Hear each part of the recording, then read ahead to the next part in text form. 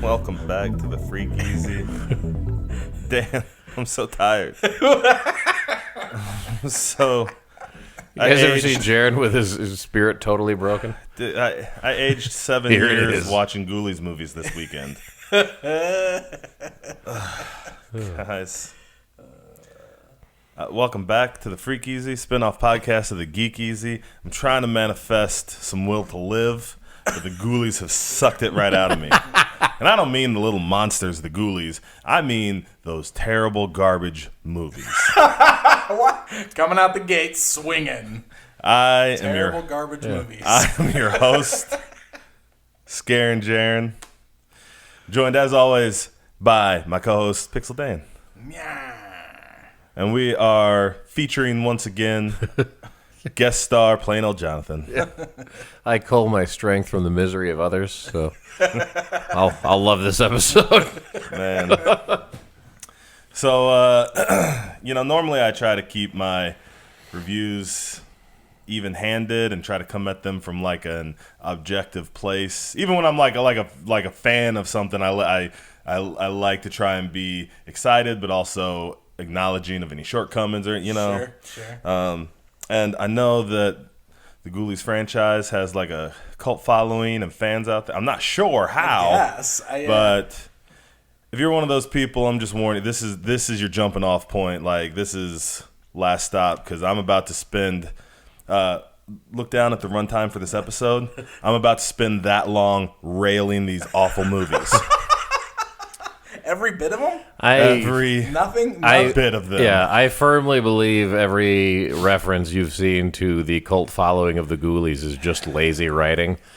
Like, people who are like, I'll fill out this thing for this internet article, and I guess people have heard of this movie, so some of them have to like it, right? Yeah, it's got a cult following. I had 7 responses, and 2 of them said they enjoyed these movies, so that's a cult, right? I would say so. The Ghoulies. My memories of the Ghoulies, I had never seen the Ghoulies, despite my horror fandom. And I can't even tell you why I never saw the Ghoulies. I absolutely remember seeing that box. Mm-hmm. I remember that image. I mean, that image is one of the horror video store horror icons, is that little goblin popping up out of that toilet. Yes, absolutely. Right. Absolutely. In fact, I would almost go as far as to call that right up there as one of the most iconic video rental store boxes. Like, to me, that's just like, we've had so many conversations about, as kids walking down and looking at those boxes, and the ones that like burned into our memories. Yeah. Like, this has got to be number one for me, right, of those movies. I don't know why, but like that image of that little goblin thing coming out of the toilet is just like, that was something about that got me. That was like the main ghoulie, right? Was that like the ghoulie leader? Bald one, which I remember which one it was. Yeah, did they have names? They had to have names in 3, didn't they? When they were wisecracking? I don't think they did. They really? I don't know if they ever said names. Yeah. And they did definitely treat him like the leader in that one. But I have a theory, Jared, and I think you have seen all of these movies before. I think they're just repressed memories. Because there isn't a reason you would have watched all the other things you've watched and never these. I think young Jared just locked these away somewhere, never to surface again, and then Dan ruined that for you. It's entirely possible. This might be why I'm so mad. I mean, I've definitely seen worse movie. I mean, The Room is a worse movie than the worst Ghoulies. The Troll 2 is like an objectively worse movie. So like, what about Troll 1? No, actually, Troll 1, we'll get to that. Okay. We're going to do that one day. That's a different podcast. Yeah. It's a different podcast. I've never seen those. It's fine. Troll 1 is fine. Troll 2 is awful, but it's better than Ghoulies 4? We'll discuss that. It's No, it's definitely not better than Ghoulies 4. That's my point. That's it's worse impossible. made. It's worse made. It's worse acted. But no 2, way. but the difference is that Troll 2 has the Room levels of cult fandom because it's so bad it's hilarious. okay. So I think that's the difference that we're getting at here. Like objectively, those are worse movies, but there's some merit in watching how awful they are because they're hilarious. Like, how many times have we watched The Room? And Birdemic, But and The we Room always was made, laugh at them. Like, those are movies that were made by crazy people who thought they were making real movies. No one in making Ghoulies 4 had a clue. Well, I guess that's your point then. Yeah. There you go. So, okay, what I did find interesting about Ghoulies 1, moving into Ghoulies 1, I found a little bit of backstory that I did find interesting. I had a real hard time finding much about these movies. Like, it's just not out there, which is another reason why. It's almost like they don't actually have a cult following. That's what I was just gonna say. I was just gonna say that. So our Ghoulies story starts with Charles Band, who is the mastermind of Full Moon Entertainment. Really? Yes. So these do have ties to the Puppet Masters? Absolutely. So Charles Band he wanted to make movies, and he was making movies, and he was producing pretty much all his own movies. Right. And he got money for that because he recognized very early that like home video was going to be a thing.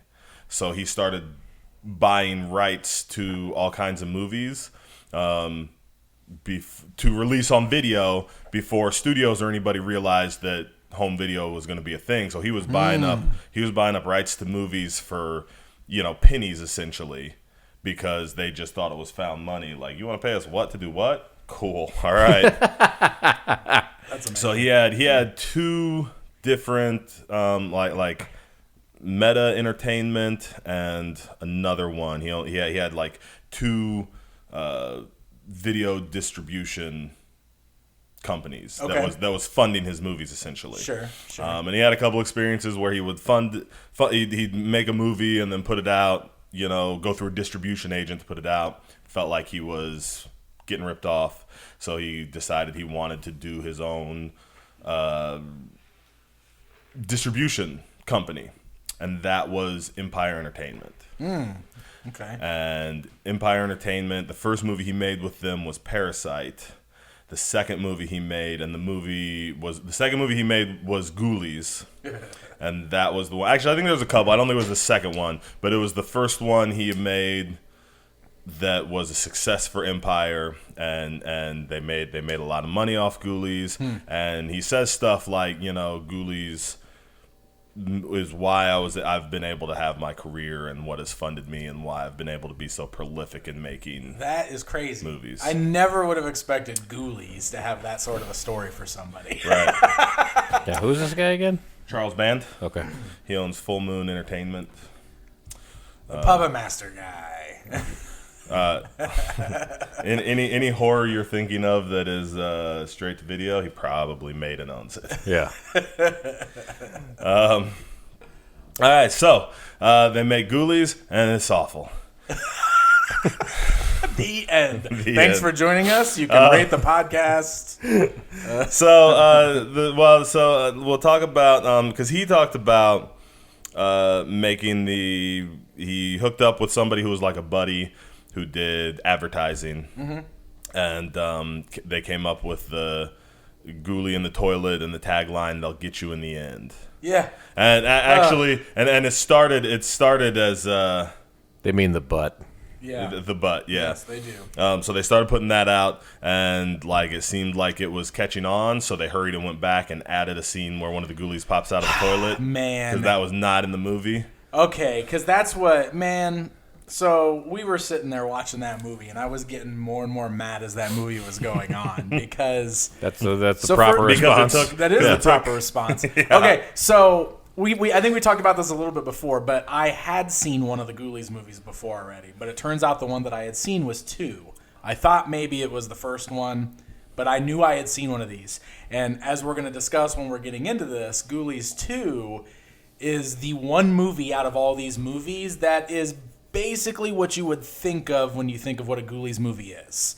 Correct. It was these little monsters running around killing people, right? Yes. So that doesn't happen in any of the others at all. And kind of in one, but then not. Kind of, but not. Yeah. So we were just talking about that iconic movie box art.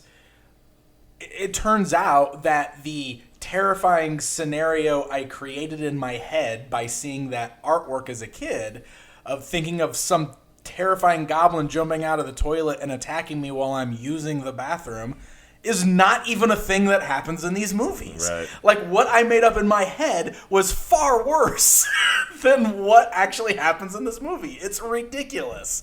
So I was getting so mad because I was like, when are they going to jump out of the toilet and eat somebody? Is that even a thing that's ever going to happen in this movie? And then, like you said, there's that one scene where they're just doing that thing where they're transitioning, like showing the different ghoulies, and they just show a toilet lid open and he pops out of it.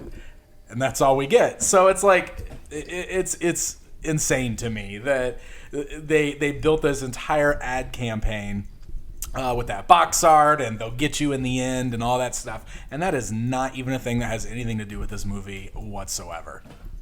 My microphone is getting ghoulied. Your microphone is getting ghoulied. It's falling over right now.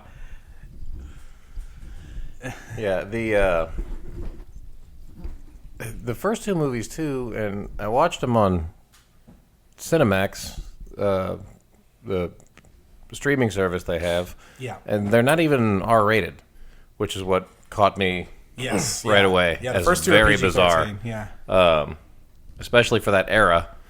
And again, the prolific box art, it never would have dawned on me that these would be like kid-friendly horror movies, you know. Essentially, maybe that's why they did make so much money off of it. If they made money off the first one, that's the only thing I can think of is it was a Nightmare on Elm Street type thing that preteens could go watch. I mean, maybe that box art was just like it grabbed people in the video store and everybody was picking it up, right? Like, Well, in the video store, this had theater. This Ghoulies 1 got a theatrical release. Well, that's true. It did. Yeah. So like they came to the theaters, and Charles Band, I heard tell the story that he was like, they released it on Friday, and he sat around kind of chewing his nails all day Friday, and started getting good reports from Friday, and like right away he was in like the $1 million range or whatever, just in New York, whatever sample he had, where he was like, okay, well, it was good enough news, like his weekend couldn't fail.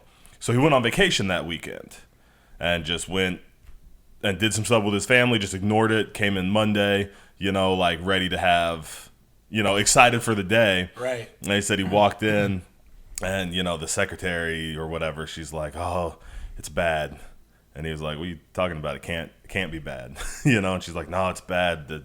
Whoever's waiting for you. So he goes into the room, and he said the desk is just piled with hate mail from all parents who are trying to potty train their kids. Who were, and it was all just hate mail from the ad campaign. Unbelievable. Yeah. See, it's amazing that they created this super successful ad campaign that has literally nothing to do with that movie. Yep. That is bonkers. So I feel like it has to be the ad campaign. And even, he calls his advisor, and he was like, well, what are we going to do? And he was like, well, one, you're going to recognize you're making a horror movie, and if people aren't angry at you for making horror movies, you're doing them wrong. Second of all, you can change it if you want, and maybe it won't make a difference. Or maybe you've gotten so much hate mail on your ad campaign that you realize that's what's bringing these people into the movie. Yeah. And you should probably just suck it up. Yeah. And so he sucked it up and made a ton of money with stinking Ghoulies. What are you going to do? You're going to cash them checks. Right. Yeah. Man. Ghoulies 1, I hate this movie so much. Man, it's so slow. It's the story of Jonathan Graves, who is cool name, the chosen one. He's the chosen one, or a sacrificial baby, but he gets saved from being the sacrifice as a baby, and then he grows up and re-inherits this manor, and he comes back and finds all the cult stuff, and even though he hasn't been raised in the cult, he decides, black magic, this is a good pastime. Man, that's such a common theme in these movies that we're watching. And so then he spends an hour and 25 minutes of this movie just doing random black magic and fighting with his girlfriend. With green eyes. With green eyes, yep. He's got his green eyes. And which they're like looking all over the place and stuff. Like, it was really bad. And then in the end, in the last 15 minutes, he summons his dad back to life, and a bunch of ghoulies, and the ghoulies kill all his friends. Even Mariska Hargitay. Like 7 friends, ghoulies kill them all, and his undead dad is coming more and more back to life, and then just when he's about to win, some other wizard shows up in a big purple robe, and they lightning choke each other until neither of them. It's like the guy who saved him as a baby that is still just the caretaker or whatever. It was so bananas, dude. Yeah. They and then his friends are fine, and that movie's over. Yeah, that's that whole movie. My favorite / least favorite part is like when they're in the middle of that pointless wizard fight that comes out of nowhere, and all of his friends are like wrapped in like bags and stuff like that, and because they're all dead, and you can see like blood stains coming through earlier in the scene, and then they go to start running away, and they look over, and like all of his friends are just peeling like the bandages or bags or whatever they are off, and they're all just fine, and he's like, all right, we gotta go, and then they all run out of this like building as it's crumbling and jump in their cars and just drive away. And then the ghoulies are in the back of the car. Well, obviously. So like the ghoulies, where else would the ghoulies be? So the ghoulies didn't disappear, but nobody's hurt now, and like it makes no sense, and it's terrible and it's dumb, and I hate it. Well, also there's those 2 like magic the little people, dwarfs or he whatever, summons the little people that are nice. They try to help him, kind of. But they're also working for the dad or something. Well, like, I don't know. It's they're super weird. They're like, you're the master, and this is what you got to do to complete the ritual. Because they're the ones that are like, you got to bring 7 people. But in like here, one of them's like telling him like, one of them's trying to like tell him what's going on or like give him some sort of helpful information or whatever. And then the other one's getting mad at that one. Yeah. It's very pointless. Well, they do that thing too because like the dad shows up and he's like, "Ha, you brought me back, and then now I'm taking over." I'm gonna say that part made me laugh out loud because they're just doing some ritual and he's got all his friends there, and he gets to the end of this spell and he just starts kind of screaming, and then everybody's just yelling, and they're all just going at the end of this thing, and then like his dad just bursts up out of his grave, also screaming, going I was in the middle of hating that movie and that happened, and then I just chuckled for a while. But man, this is totally one of those things where like we barely got any ghoulies in this. Like the little bit that they're in there, I think they look cool. Like they're cool little puppets, and they definitely do a little bit of the stop motion stuff sometimes in this one.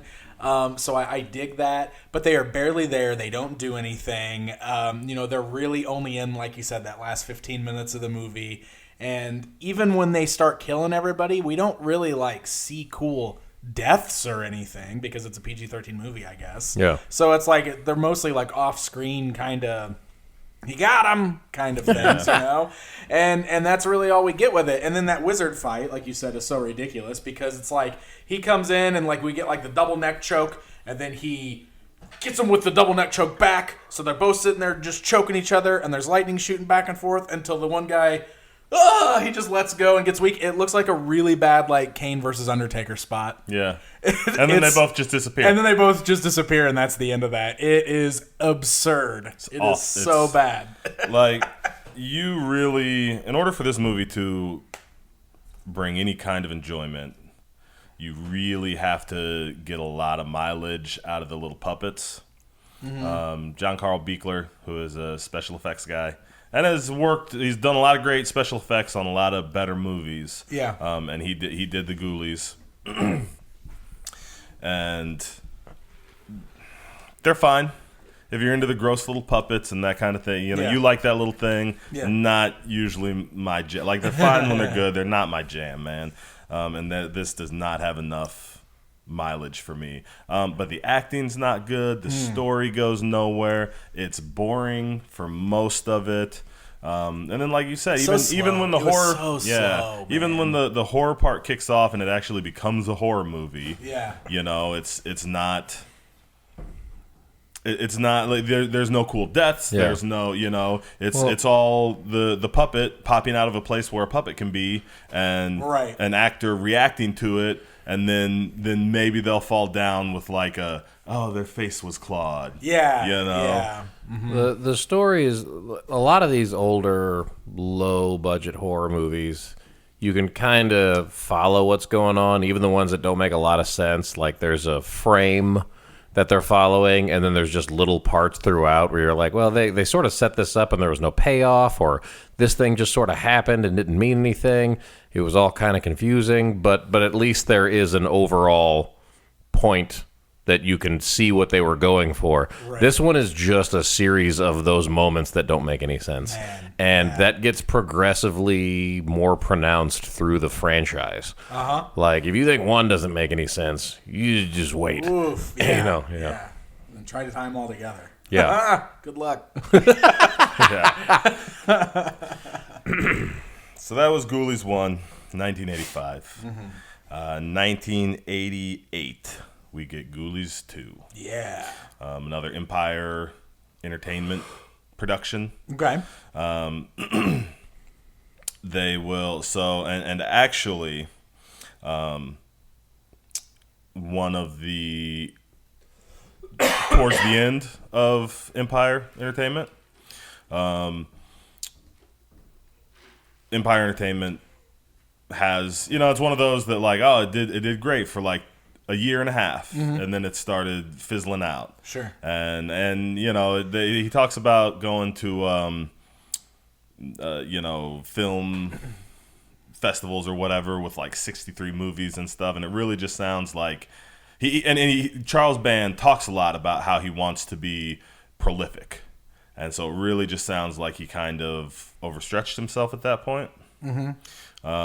Because after Ghoulies 2, not like directly after, but after Ghoulies 2, Empire is going to go bankrupt. Okay. And one of the things he does to try and save Empire Empire Entertainment, whatever it is he sells the Ghoulies franchise. He sells the rights. Oh, okay. So Ghoulies 2 is also the last one he's involved with. Okay, all right. And that makes sense. Yeah. Obviously seeing 3 and 4, because 2 does feel like a typical like horror movie progression as far as like sequels go. Like, even though it sort of abandons the occult stuff pretty much entirely. Right. And they just like, well, you know what? 2 feels like they decided that it was time to focus on the thing that was driving the first movie. Right.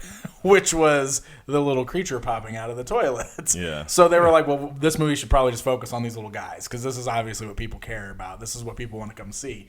And this movie, being the one that I had already seen, is exactly why I expected all these movies to be just like this. Because for what it's worth, I do think this one's more fun in that aspect, because we get lots of... So, like, they're at a carnival in this one. Like, that's kind of, like, the main setting for this movie. Like, they don't really explain, like, why the Ghoulies are running out on their own. Like, didn't they... Like, there was, like, a guy that tried to... In the beginning, there's a guy, I don't know if he's a preacher or something like that. Yeah, he's a guy... I think he was a preacher. And he's got, like, the 3 or 4 ghoulies in a bag, and he runs into a mechanics where they just shop. have an open barrel of like acid. Highly toxic solvent. Toxic solvent. Yeah, and I forgot about that. Yep. And he throws the bag into the solvent, and he thinks he's won. Then the bat ghoulie comes out of nowhere and flies at him, and he falls into the can and dissolves immediately. Yeah. But then the other 3 ghoulies just crawl out of it. Yeah, they just get out and they're fine. Like, we're good. Yep. And then they hitch a ride on a semi truck that's heading towards a carnival. Yes. So that was the setup to why they're at this carnival, and like that's where we meet our main characters and everything who run this. It's like one of those like horror fun houses that are at a carnival, which I love because like they're pulling it on a semi, like you would for a carnival setup, but then like when we actually see this like horror funhouse, it's this gigantic multi-room, clearly a set piece for a movie. Definitely would not have fit on the trailer of a semi. Right. Like it looked so permanent and like you know what I mean? Like it was cracking me up. But like that's the whole thing. Sure. So like there's this like funhouse horror, like House of Horrors kind of thing, and the Ghoulies just decide they live there now. Yeah. Basically. Yeah. And for whatever reason, the guy the corporate.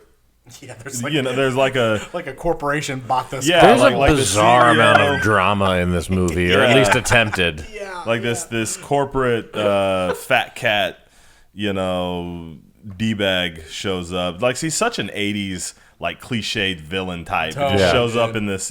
Just a total Brad. Yeah, total Brad. And he shows up and he's like, oh, if this attraction doesn't make money this year, it's out of the place. I'm gonna replace you with a bordello show, or what's he call it? A boudoir show. Some naked ladies is what he intends to replace it with. Yeah, just like every carnival. Yeah, right. Yeah. It's ridiculous. So the thing I will say about this, this is the only one that feels like a horror movie. It does, yeah. That fits that horror, because the Ghoulies are on the run the whole time. Mm-hmm. They kill a couple people before their rampage. They hide the bodies, and you know what I mean. Yeah, I mean we actually get to see some fun like death scenes in this. Yeah, one, like we get to deal with. Well, if you're willing to suspend the disbelief that there's a real bladed pendulum in this carnival sideshow, or that their electric chair might actually accidentally electrocute somebody. Exactly. Like then we get some fun death scenes. That guy's tunes totally ate it, man. Dude, he lost his tunes. I was so mad about his tunes. He was very upset. I like when they came back the next day. Yeah. Looking for their friend still in the funhouse and also his tunes. Yeah, like they left him overnight. And they're like, he's still in there. We got to go back in. Like, what? No. And he was a nerd friend that they didn't even like. They show back up. They're like, oh, we know he's in there. Yeah. We left him here last night. What do you mean you left him here? Well, when that old guy gets electrocuted, that was another one that at least gave me a chuckle as we were going through. And then they had, because the main kid who was running the funhouse was like his nephew, so he was super upset when his uncle died. And then they had a couple of I can't even remember all of them. They had some other reveals throughout the story where I just felt like they were really going for that drama touch, except they had a bunch of people who can't act for nothing. Right, like the main girl has this story where her brother and her used to do like a high wire act, and then her brother fell and missed the net, and so now she's afraid of heights.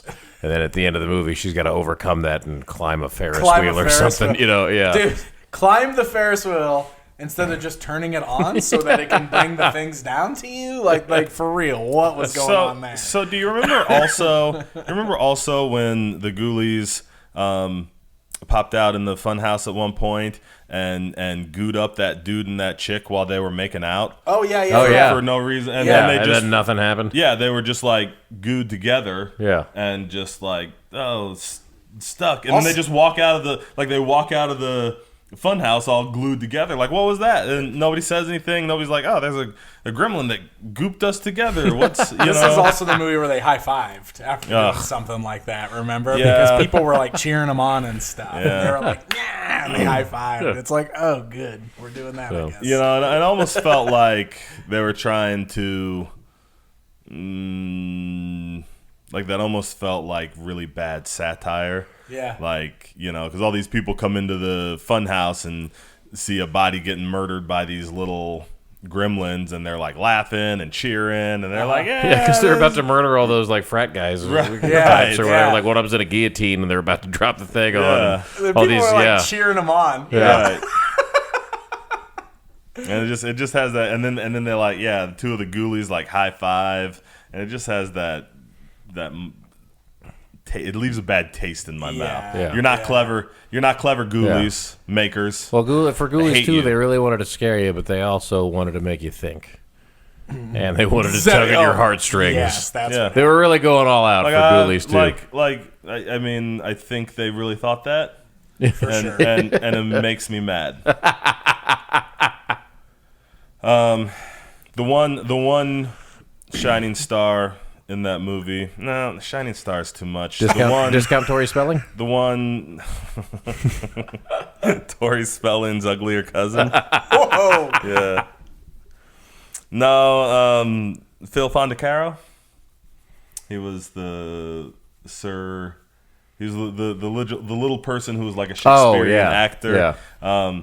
That character was dumb, and that character didn't do anything that mattered except get almost eaten at the end. But man, he went for it every time he was on. I was gonna say screen. he acted his butt off. Yeah, like, but he's real. great. Phil Like, Fondacaro, he's in a lot of stuff. I just he was the one Hollywood little person for a lot of years. Yeah, like him and he was the one. Well, because there was Wicket.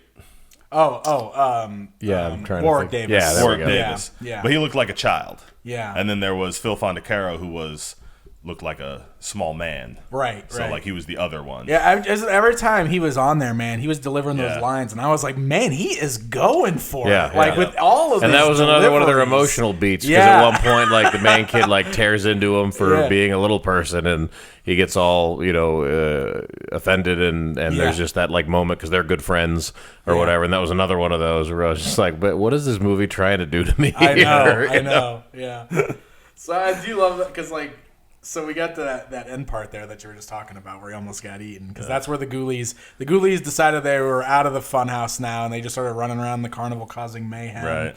And they were doing they did a lot of silly things. Like the one was at the shooting range, shooting the targets while the other Ghoulies were walking back and forth. So they did a bunch of goofy stuff. But like what ultimately ended up happening was they summoned a Ghoulie eater, like a big Ghoulie that ate little Ghoulies.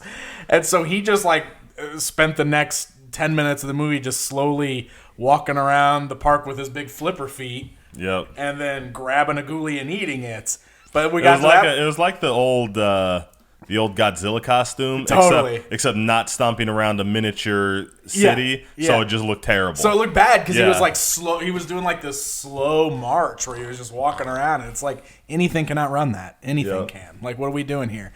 But that was what was. It was so funny because like he thought that he eats 3 of them. And then he sees Phil Fondacaro and thought he was a Ghoulie because he was little. Yep. So he tries to eat him. So they have to save him from the Ghoulie eater.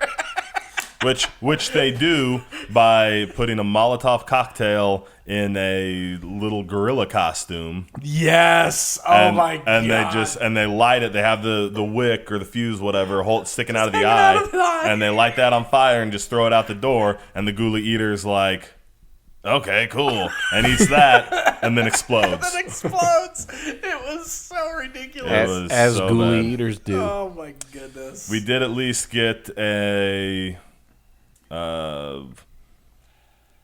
They got the CEO guy. Yes. They got him in the end. They actually did the toilet thing. Yep. So the one they Ghoulie, mean butt. Yeah, the one Ghoulie that didn't get eaten by the Ghoulie eater because he had vanished at some point and we didn't never see him again. So it turned out that he did the little popping out of the toilet thing and ate the CEO while he was sitting on the toilet. So we actually got that scene in this movie, which I love too because they do the bit where the Ghoulies start attacking random people and are just killing people and whatever, and the guy starts freaking out and he's walking away and he hears some parent going, "We're gonna find out who owns this place and we're gonna sue him and then we're gonna kill him." And so he does the tries to sneak back away and put his sunglasses on and walk away. And so when he walks away, he walks into this trailer or wherever there is a bathroom, and he's sitting in the mirror going, "It's gonna be okay. It's gonna be okay." Like he's panicking and trying to get out of there, and then he just stops and is like, "I better take a dump real quick." Yeah, I guess. I know. So he just, at the most awkwardly timed going to the bathroom moment possible, he just decides he's going to go to the bathroom, and then lo and behold, gets it in the end. Also, they don't even give it to us really because he's in the bathroom looking in the thing and we see the ghoulie pop out behind him. Yeah. But he doesn't see the ghoulie. Yeah. So then he goes to sits down. We just know the ghoulie is in there. Yeah. And then they do like the pan away and we hear him scream. Yeah. So it's not even like we didn't even get to see it. But they did it. That's all I needed to see from that one. No, if you're gonna give it to me, man. I want to see sphincters tearing out, and intestines stretching across. This movie was PG-13, man. And they couldn't do it. Yeah. Don't worry, the next one's rated R. Yeah, for all the horror reasons. For all the horror reasons. So, Ghoulies 3. Ghoulies go to college. Go to college. Yep. So this is I was looking at the ratings. I was like, why are these all PG-13? And I got to 3, and I was like, oh, 3's rated R. Okay. Oh, 3 is Ghoulies go to college. I know why 3's rated R. Yeah, we did the exact same thing. Because I was like, hey, this one's finally rated R. Oh, wait. Yep. It's not rated R for the killing. Yep. We're going to see lots of boobies in Ghoulies, this one. Ghoulies 3 is the one where they're like, what if Porky's was a horror movie? But also, it's not really Porky's, and also, it's definitely not a horror movie. Yeah, that's totally what they were going for. They nailed it. Yeah, nailed it. Yep, got it. So, Ghoulies 3 is the first one not under Charles Band and Empire Entertainment. Vestron Video made Ghoulies 3. All right. The Vestron Video? The Vestron Video. And this is 1991. This one did not get a theatrical release. This one did not get a theatrical release. Yeah, this was direct-to-video. Mercifully. Direct-to-video, man. So, I'm gonna say some things about Ghoulies 3 that sound positive. So I want to be clear before we start. Okay. This movie is bad. Do not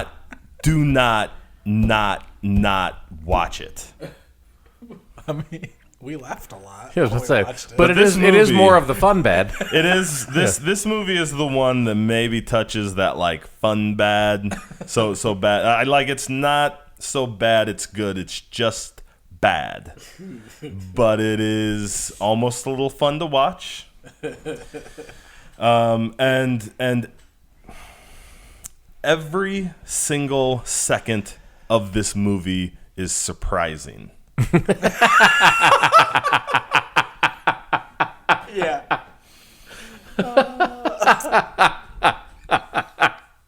So, like, the movie starts in a flashback. These all start in, like, a flashback.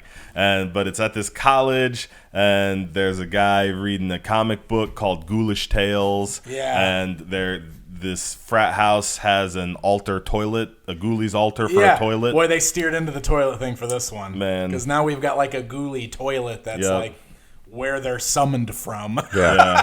And it's like it's like ghoulies are etched into the porcelain or whatever. Like it looks like this weird demonic toilet in the middle of this college frat house bathroom for some reason. Yeah. So he reads the Ghoulish Tales comic and gets sucked into the what happens to him? I barely remember what happens to him. he summons them because now the occultist text that's usually in that book is for whatever reason inside a comic book now. So like he reads it out loud and then because 90s, bro. Yeah, okay, yeah. So I got put into a comic book. So he reads it out loud and boom, now we have ghoulies popping out of the toilet. Do they show us what happens to him, or do we just know that he gets attacked by the ghoulies? I feel like they did, but I don't remember. I can't remember. Yeah, this was 2 Ghoulies movies ago, man. So then they cut. So then whatever happens to him, it doesn't matter because this movie's terrible. Then they cut forward to like present day. Sure. Yeah. And so we find out that there are these 2 frats that are in a prank war every year at the end of there's prank week, and whoever wins the prank week gets the prank crown.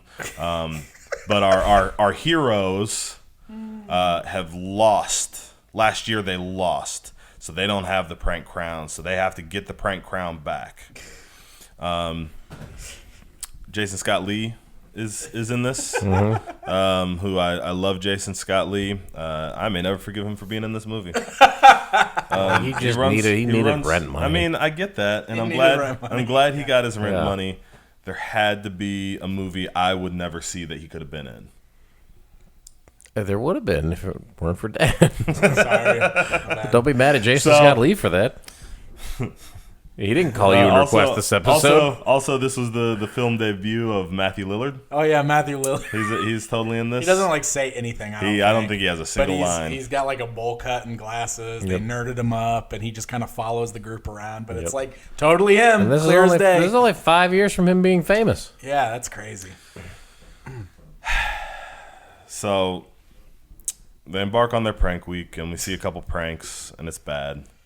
And everybody cackles and giggles, and it's one of those, there's a thing in these college movies where it's kind of like you suspend your disbelief a little bit. Like, did these guys ever go to class? Did these guys ever, how did these guys not get disciplined and kicked out of school? You just kind of accept that. This is just, a little beyond, they're just, cackling and giggling. They're like the hyenas from The Lion King, man. It's ridiculous. It's so over the top with the prank stuff. Right. And it's also got all the stereotypical college stuff from these movies. Like the dean is the bad guy.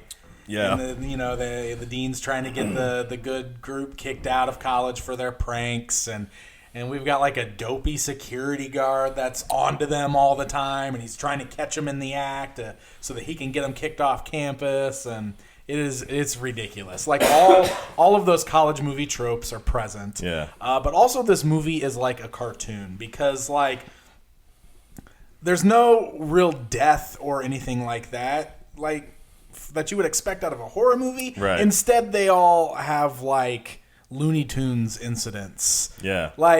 Straight up. The security guard gets blown up multiple times in this movie, but it's always a cartoon explosion where he just he gets the black soot all over him and his hair's sticking up and there's smoke coming out of his ears. At one point there's actually a round black bomb with the big wick on it you would see Bugs Bunny pull out. It was unbelievable. Yep. What is going on here? Why do they have a bomb for prank week that looks like a cartoon bomb? But they did.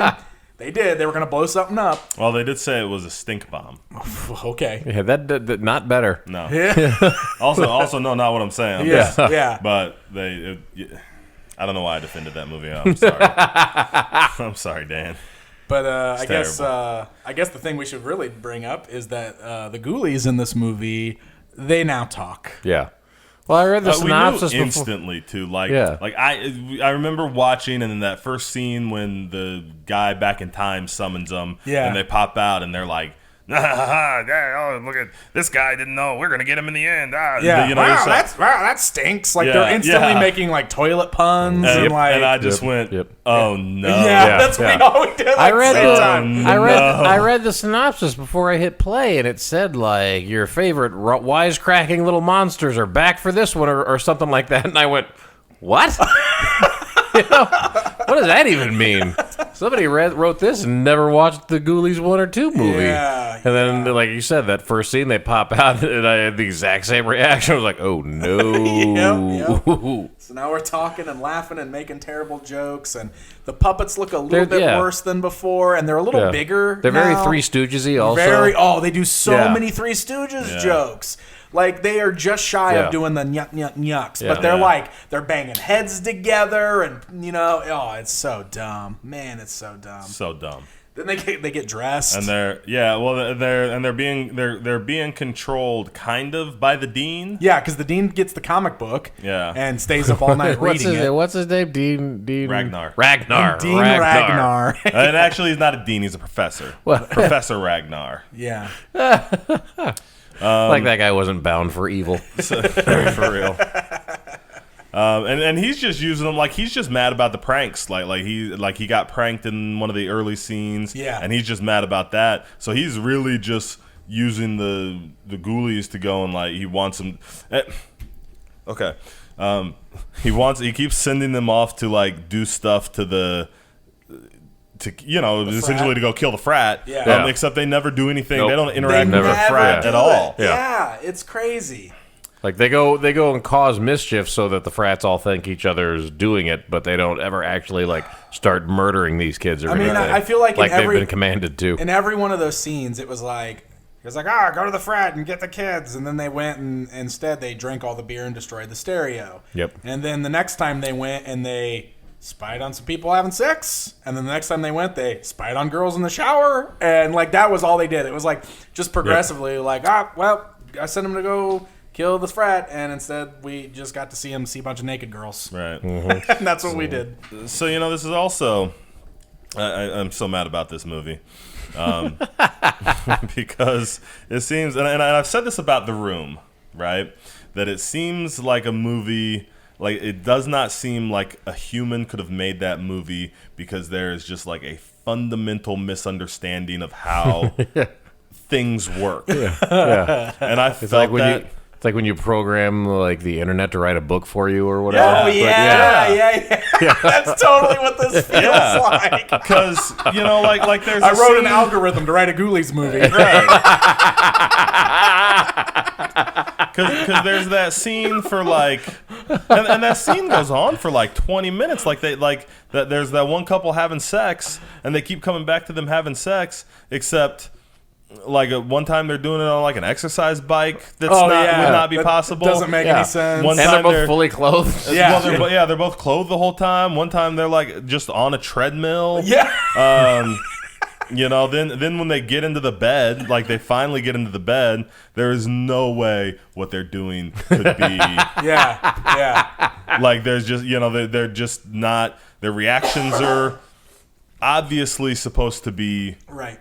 Sensual, right? But their positioning is wrong, and they're not saying things that it's just. It is so ridiculous. And just remember that dustbuster from later on. Dude, but he doesn't have one of these. Yeah. What are you using the dustbuster for? Oh my god. Oh, this movie, man. What the heck?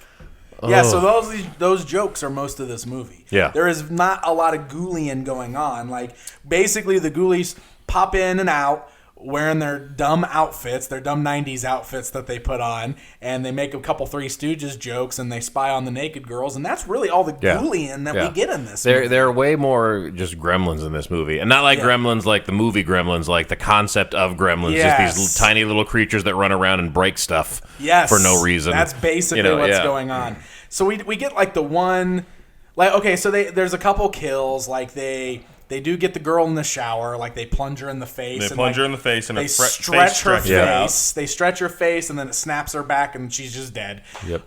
There's the librarian that they pull her tongue out, and they just wrap her tongue around her. Her tongue stretches and then wraps around her and strangles her. Yeah. Yes. So, like, even the couple of actual scenes where the Ghoulies kill people, it was still a cartoon. Yeah, very They were cartoon cartoony. deaths. Yep. So it was ridiculous, man. This movie was so dumb. So when we do finally get to the end, so I have I espouse the theory that I would almost still believe that this movie started out like maybe they shot half of a college movie, college prank movie. Yeah, like half of College Prank 91. Yeah. Right? And then somebody... I want the box to actually say that. Like with the laugh spelled out and everything. And then we'll have 2 for College it. Prank 91. And they were just like, this movie's terrible. Let's make it worse. Yeah, let's add Ghoulies too. Yeah, Well, I remember we were watching we bought this franchise. Might as well tack it on something. We got towards the end of that movie, and Jaren was just like, wait a minute. Have the Ghoulies interacted with the main characters at all? And they hadn't. They hadn't. At all. And we were kind of like, we were coming to that realization that we never saw the Ghoulies and the main characters on screen at the same time, never interacting with each other, never even mentioning each other. And so Jaren was like, I almost wonder if this is like 2 different movies that they stuck together. Yeah. But we did get some interaction with them finally at the very end. But like, man, that is such a... Well, and even it's like a theory that's so believable. Well, for sure, because they have a bunch of scenes with Dean Ragnar, or Professor Ragnar, where they just teleport in to just his office, and it's just them. Yeah, and even to the point, like the girl they kill in the shower, she's not in it. She doesn't have any scenes with any of the rest. She's not like one of the main characters that, you know what I mean? She's not in the rest of that movie. Well, she was in some other stuff with the main characters. She was the exercise girl, right? Yeah. Wasn't she the one with the exercise bike and everything? Was she? I think she was. That was her. Because they made that because the dude had died too, and they made that stupid joke where they're like, well, at least they're together again. But that was the dude that got plunged down. He got flushed down the toilet. He got flushed down the toilet. Well, that was he only had one scene with those guys. But she was also the chick that the main character, because the main character's estranged girlfriend kept walking in on him in compromising positions. Oh yeah. And so at one point he was just like holding her bra shut. Oh yeah. And his girlfriend walks in and he's like, "Hey, this is nothing." Yeah. You know. Jesus. This movie, man. It's bad. It's bananas. So bad. Anyway, all right. So that was so finally we get to the end where the main character and the main chick meet some ghoulies. And they find out the dean, because they go in to talk to Professor Ragnar. And who is insane. Also, Professor Ragnar is Kevin McCarthy, who is another, like, I saw his name come up in the credits. I'm like, oh, I know who that is. And then I went and looked him up, and I'm like, oh, I do know who that is, but that's not who it's not who I pictured it being at all. Like, you've seen Kevin McCarthy and stuff, but you won't remember what. Correction. Other than You've UHF. seen Kevin McCarthy in everything. That dude don't turn down movies. I always recognize him immediately from UHF and the fact that I've seen him in 25 other things and can't tell you where. Yeah. Yeah. So they spend a few minutes. So like they run in, and almost immediately the dude gets a bookshelf dumped over on him, so that the ghoulies can grab the girl and shred her clothes. Oh, that's right. And then She's wearing a normal outfit in one scene, and then they grab her and carry her into another room, and then all of a sudden, the bottom of her shirt is torn off, so it's just like all midriff bearing, and her pants are now like shorts, and it's very bizarre. Yeah. And they're gonna kill her, or torture her, or something. And Ragnar is just down for this now, and he's totally villain monologuing her, because the hero guy, what's his name? Hold on. Hero guy. Who cares, McGee? Yeah. Wes? No, he wasn't. Well, he had ordered the ghoulies to go and kill that guy specifically, and they hadn't yet. It's not even. But then they found He's not even listed. Yeah. Oh yeah, Skip Carter. Skip Carter was that guy's name. Yeah, the main guy and the girlfriend find the body of the tongue-choked librarian in like a sarcophagus or something. And freak out, and she's trying to call the police because there's been a murder, and that's when Professor Ragnar overhears it, and now is going to have the ghoulies kill all of them. Because she called 411. Yeah, by accident. Oh my god! And 411, that dude's like, this is 411. We don't do that. You need 911. And hangs up on her. She's like, there's a murder. There's a dead body. He's like, you called 411. We don't do that. Yeah. Okay. All right. Cool. So then the dean grabs her. But then he's totally just like explaining, I control him with this comic book. Like she's tied up and screaming. And he's like, I control him with this comic book. They do whatever I say because of the words in this comic book on page number 28. Like, all right, man. And then he immediately, like, something happens and he drops the comic book. So Skip runs over and grabs it. And then controls the ghoulies. Yeah, he's like, ghoulies, get Professor Ragnar. All he does is hold the book, too. Like, he grabs the book and he's like, get the professor. And they're like, oh, okay. And they just go get the professor. Justified only a little bit, because they had definitely done a handful of scenes where they were like, we should just kill you. And he was like, you can't do that. I'll absorb your powers. Which is totally what happens here, because then they just run over to kill him. And first they all melt. Yeah, that's right. That's right. So like the ghoulies attack Professor Ragnar, and they all melt. And Skip and the chick leave. Because, cool, we won. Yeah. And then they do that. Oh, it's so because then they've realized that Wes and the exercise chick, whatever, like they're dead. So there's that scene where they're just like, oh, I can't believe Wes and them are dead. Oh well, and it's just like, and then the other evil frat guy comes in, but he gets knocked over and falls unconscious immediately, and then Ragnar comes back in, but now he's a giant ghoulie monster. He's got a demon on his belly. Say that guy looked like a d-bag vampire or something like that. Yeah, they look He's like just an albino vampire. The same color as his face, man. Yeah, hey, my hair is the same color as my skin. That's what Jaron said when he walked on screen.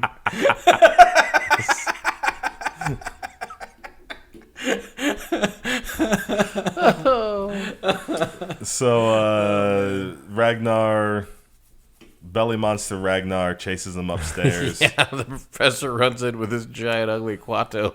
Oh, that's right. He's got a Quato. Yeah. It's just freaking out.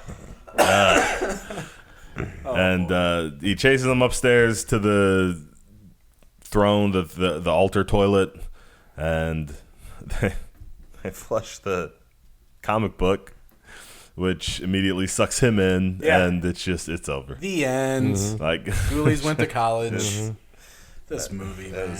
Well, but I can't you forgot because then the rest of the frat comes in to proclaim that they won. We won Prank Week. We won and Prank so, the judges picked us. Yep, the judges. Yeah, and so he gets the prank crown back too. So What a hero. truly a banner day in the life of this character. Hero. Oof. He got the girl, the prank crown. He got to kill his professor. I can't believe this movie was a thing. Hated this movie so I much. can't believe it. You hated this movie less than you hated the other three, maybe? Yes. Yeah, that's gotta be. No, actually, I probably hated the second one the least. That's how I feel. Like The it second was one is certainly my favorite of the batch. It was for sure. Like I got more joy out of 3, but also you guys are totally right. but yeah, like all the joy I got out of 3 was just the stupid, Yeah. the idiotic humor, the I can't believe they made that joke, the why are the Ghoulies talking.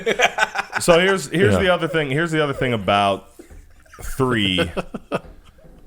It's not rewatchable. Like we're not gonna laugh at any of that It stuff. wasn't watchable. Well, I mean, like, well, yeah, that's what I'm saying. But I mean, like all the joy that we got out of watching it, we're not gonna go back and get that same joy. We've seen it, you know. Yeah. Like it's just not. Like that's not going to be there a second time. And I can offer it's you just going to be boring. And, I can offer you some semblance of proof of that too, because Jared came over and watched the last half hour of it again with me before I got to 4, and he got nothing out of that last half hour. No. So I kept going. Okay. I'm not supposed to laugh at this. I'm sorry, sir. No, I watched It's it bad. one time, guy. Like you enjoy it, please. But I've already seen it. Oh, man, I can't wait to talk about 4. Let's talk about 4. So 4 in 1994. Oh, boy. Now by Cinetel Films and released by Columbia TriStar Home Video. Mm-hmm. That's a place I've heard of. Yeah, yep. Weird. Well, they've been slowly climbing the ladder. Apparently. Boy, the bottom fell out of this. I also wanted to mention about 3. It was directed by John Carl Buechler, who did the effects, who made the puppets for the first 2. Oh, interesting. Yeah, and so he's the puppets directed the third one. Yep.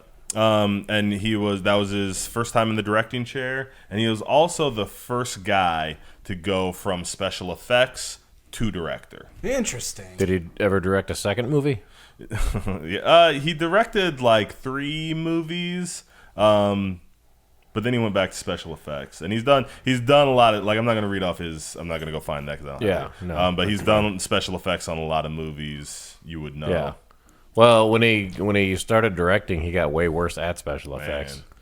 I was gonna say, like, Because those, maybe, I guess. They weren't good in the first the 2 by budget any must means, have but been- And again, and I don't think he did the special. You know what I mean? Oh, so he didn't. yeah. He hired. But like the somebody. Ghoulies all looked worse and moved worse, and Yeah. They were bigger. Yep, They were bigger, not in a good way. Yeah. they wore a bunch of college outfits. Speaking of bigger, Oh boy. Oh So- man. so Ghoulies 4 is so bad it makes me angry. I might not have the vitriol that I have for this franchise if it wasn't for this 4th movie. I hated this movie so much I watched it twice because I wanted to write down every like plot line and plot point so we can go through and I can hate it again. Well, it's like we talk about like movies that are so bad they're good, and it feels impossible that they could be any worse than this. But like, it's like this one. I wanted to say this one like ran up to that point and just stopped short, so it never really got to good. But I think it blew past that and went back into bad again. Like, I think there's a point in there where like they hit that mark that some of these other movies have hit that you look back on fondly, and then just didn't know where to stop, and then just kept going, because not a lick of this thing makes any sense. Or at the very beginning, it starts off like, once I realized that main guy was the guy from the first one. Because it took me, like, I knew he was in this, and I watched that guy in, like, 4 scenes before I realized, I'm like, oh, is that him? Because, like, somebody called him Jonathan finally, and I'm like, wait, is that the guy? He looks so different. You know, it doesn't look anything like him at all. And he's like a hard-boiled cop now. Yeah. He's not, Yeah. you know, like, so he went from, so he went from spending, like, 6 weeks doing the black arts to becoming, like, oh, I'm a bitter alcoholic police officer. Like, yeah. And bearing in mind, too, this is only like 10 years later, so this isn't like a lifetime away exactly, you know? Yeah. But like they have these scenes at the beginning. He gets into this shootout. No. You don't talk about the scenes. I watched this twice, so I could go through the scenes. Okay. Go ahead. We will talk about the shootout. Yeah. But not before we talk about the boob window ninja who just shows up. Oh yeah, the boob window ninja who shows up at the Indiana Jones warehouse and kills 4 of their top men. Jonathan. Hey, have we figured out why this one was rated R? Because I don't remember swearing, violence, or nudity and showing up in it anywhere. Because they were too lazy to get it rated. They're just like, or whatever. Yeah. It's a horror movie. Yeah. Or were they just like, no one under 17 has the capacity to handle something this bad without their life being ruined? Yeah. So before I go further, I do want to say the 2 things I'm going to say about this movie. The reason I was like, The Room is worse than this movie, and like Troll 2 is worse than this movie. This movie does not have terrible production value. Like the production value, you could almost, judging off that, you could almost be fooled into thinking this was a real movie. Okay. And the actors are not they're not the worst. Like most of them aren't the best. Don't get me wrong, but they're not laughably bad. Yeah. The movie itself is the production values are, like, you're not wrong, but just to clarify, like, they're not normal movie production values either. They're just not god awful, like crazy person with too much money is making this movie awful. Dude. They're like they're like a mid-90s cable TV show quality, something like that, you know, like Airwolf quality, you know, just expanded into a movie, you know. All right. So the boob window ninja has just fought her way into this warehouse where she opens one of the crates. And this is like an oddly, like it comes in so, she's in like black latex and she's like ninja fighting these dudes, and then she has this gun that she shoots these other 2 dudes with. And it's such a weird tone to start. She ninja starred that one guy. She ninja starred that one guy right between the eyes. Oh my god! And it's just such a weird tone to start with, and maybe it's weirder now because if that chick showed up in a movie today, she's the love interest, if not the hero. Like she's Trinity and Kate Blanchett in the Underworlds. You know what I mean? Yeah. Like Beckinsale. What? Beckinsale. Kate Beckinsale. Yeah. Oh. So like, it's just weird. But she takes the dude. She draws a big pentagram on the ground. She lays the dudes on the pentagram, and then they get sacrificed, I guess. Yeah. Because her master appears, and she has broken in here to grab this ruby that he needs. Yeah. Apparently, But then when she walks up to hand it to him, she drops it and it disappears, and he's like, no, She and he stepped into vanishes. the pentagram. Remember, he was like, "Don't step into the pentagram." Yeah. And Which is a real weird ruined. bonehead move to do if you've gone through all of this effort to break into this warehouse, Right. And you didn't even know not to step into the pentagram, Right. Come on, movie. And if he didn't warn her about that, that's on him. Yeah, for sure, for sure. Also, if she can't step into the pentagram to hand him the ruby, then what's the ruby supposed to like? Then what? oh boy. But then we cut away from so then she leaves. She's like, oh well, I guess I'll just leave then. And she walks away, and then two ghoulies appear. The master's this hooded guy. You can't see Right, you can't see his face or anything like that. And then these two no. These two not ghoulies appear. Definitely not Ghoulies. Those are not I ghoulies. mean, they're credited as Ghoulies in the credits. Nope. We checked.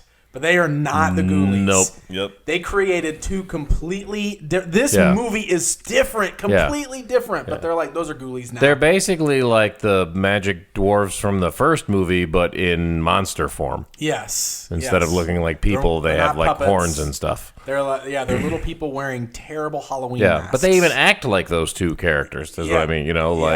Because they're more just like wandering around. They're a little and- more slapstick. No, yeah, they're making jokes again. They're like the Two Stooges. See, this movie didn't have the money to do. The reason they went for small people in costumes instead of is because they didn't have the money to do the puppetry and the stop motion. puppetry. Yeah, so they for sure also could only afford Laurel and Hardy and not the Three Stooges this time. So we just got two slapstick idiots running around in bad Halloween masks. Halloween masks. Like, literally look like the rubber masks you could buy for Halloween. Because they like the mouths barely move when they talk. Yeah. And like you can just see like their normal like eyes underneath like the cutouts in the eye holes for the masks are so Bad. prominent. Like you could just see it's awful, man. It's awful.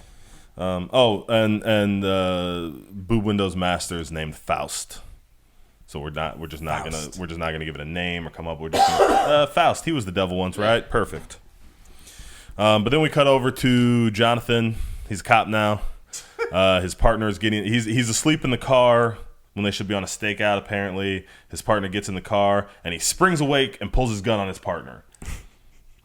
Which is just totally a cop thing, I guess. LAPD, right? Hilarious. And he's just being such a total. Where were you? What are you doing? Why are you sneaking up on me? And his partner is just like, I went to get coffee. You were asleep. Yeah.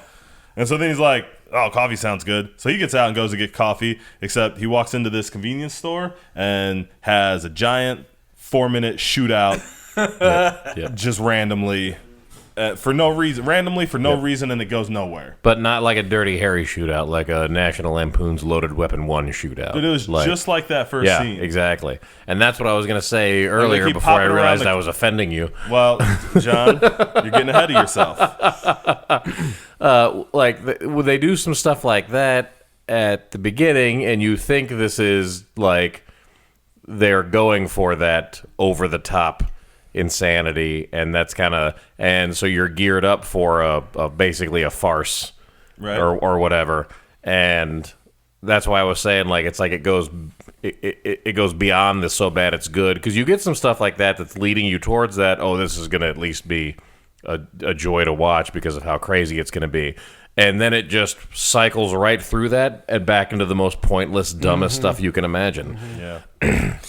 So he has this, and it's totally, and if you haven't seen Loaded Weapon 1, go watch that because it's fantastic. Oh, yeah. But, like, they're totally doing that thing where, like, the bad guy pops around the corner and shoots, and just, like, they just show, food and crackers and stuff exploding, and then the cop pops around the corner and he's shooting, and, we see, like, they shoot through the refrigerator cage, and all the drinks explode and whatever. Yep. And like at no point do they really look like they're shooting at each other. Right. Until and I would say it's even a little over the top, because finally Jonathan like catches him coming around one of the aisles and shoots him to death. And like shoots him to death. Like it's like, it's like he shoots him like 7 times, and the dude's like bleed. You know, I mean, it's like a gory scene where he like shoots this guy to death, and the dude falls over, and he goes, "Clean up on aisle 4." Oh boy.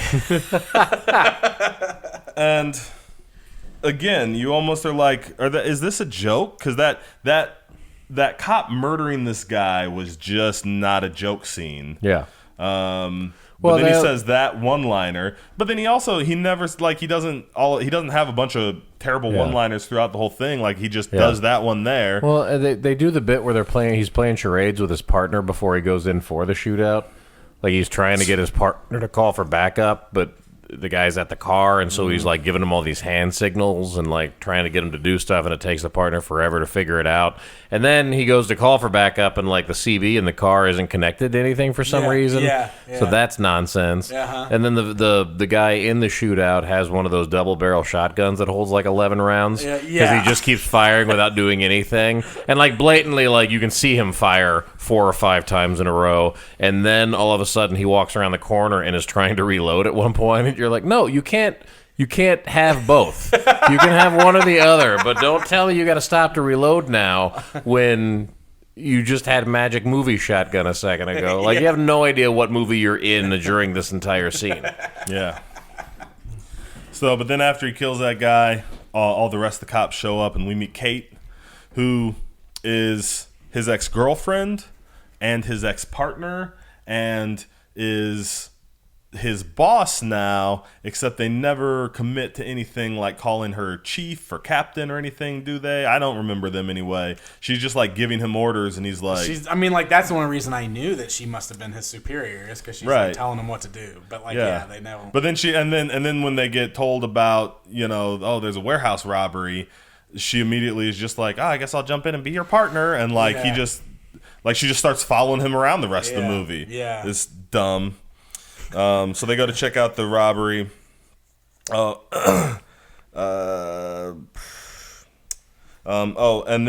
then we go down into the sewers, where we have this sewer worker in the middle of this movie just doing a full-on Art Carney impression. Yeah, what was that? Ruffy boy.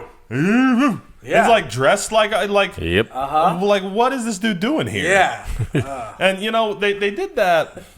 When we watched The Leprechauns, they had that scene with Elvis, where we were like, they were totally out here filming, and an Elvis impersonator walked by, and they were just like, oh, dude, what if? Elvis, come here, right? Yeah.